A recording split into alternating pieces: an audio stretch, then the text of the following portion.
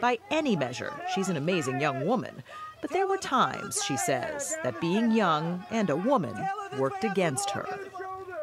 You're always going to have people going, did she write all her own songs? Talking about your personal life, talking about your dating life. There's a different vocabulary for men and women in the music industry, right? Give me an example. Okay, a man does something, it's strategic. A woman does the same thing, it's calculated. A man is allowed to react, a woman can only overreact. But people they can sense honesty. You can tell in your music, you can hear You're it. going to have people who are going to see the depth from which you approached a song, the fact that you put, your real emotions into it, and that's valuable and that's good and that's real. Yeah. And then you're going to have people who are going to say, oh, she just writes songs about her ex-boyfriends. And I think, frankly, that's a very sexist angle to take. No one says that about Ed Sheeran. No one says it about Bruno Mars. They're all writing songs about their exes, their current girlfriends, their love life, and no one raises a red flag there. It's true. You write about breakups, you write about your life, and they criticize you for that, but other artists, male artists, do it all the time, and they never make music. Happy anniversary, by the way. Thank you, darling. Awesome. Thank you.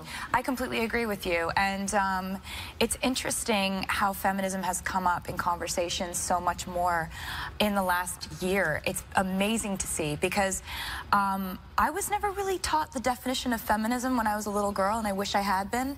It just wasn't really culturally much of a conversation.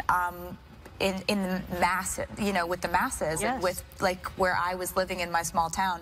So it's amazing to see people like Emma Watson and people who are providing the song Welcome to New York. I don't think I've told anybody this before, but the fans were wonderful enough to make it #1 on iTunes, and it's selling really, really well, which is good because I'm donating all of my proceeds to New York City Public Schools.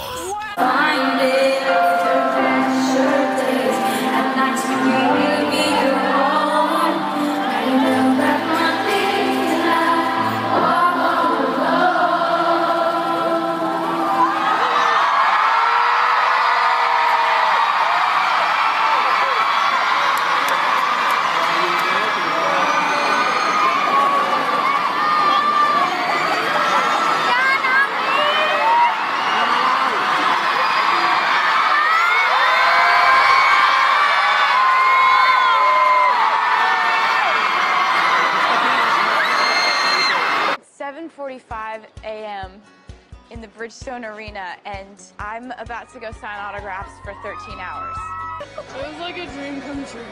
We're 3 hours in. I've been collecting bracelets that fans have given me, and I've also started drawing a countdown on my arm to count how many hours we go, because the truth is, if we get to 13 and there are still people here, I'm not going to stop signing.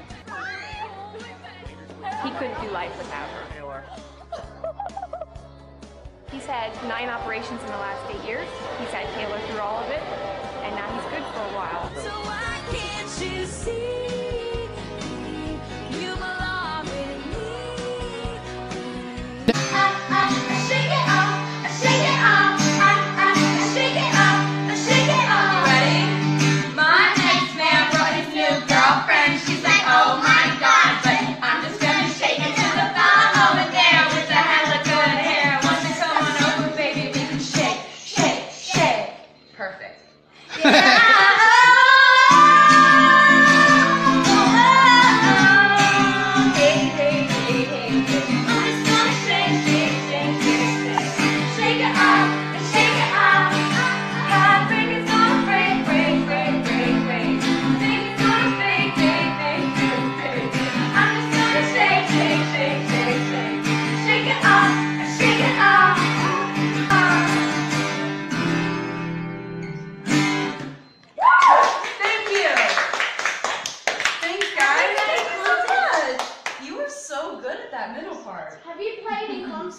It's interesting because I think as a songwriter, you have your fans who have been keeping up with your music since before you were known. You know, my first album came out when I was 16. So I would write about my life as I saw it, as I felt it.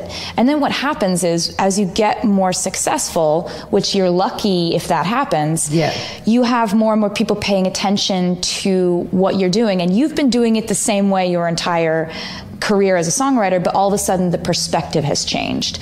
And they use kind of you writing songs about your life as a way to play detective.